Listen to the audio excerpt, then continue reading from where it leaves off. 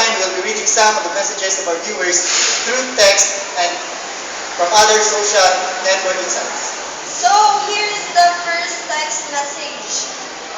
The Num Num video was insane. Luis and Billy are so cute while they're dancing. I can't stop myself from dancing too. Continue to present videos like that. I love you, your show so much. More power from Rona of Makati. Thanks for your message, Rona of Makati.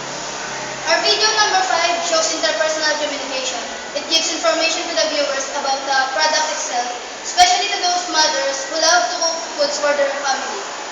It gives information on what will be the effect of the product for their food. While the viewers collecting the ideas, it also influences the attitude and behavior of the viewers because of the endorsers who were the well-known celebrities. Famous who really influences the people nowadays. And that's it. Thank you for watching and continue to watch our show, Miss Rona of Makati. For BJ Chris, who is at Makati University.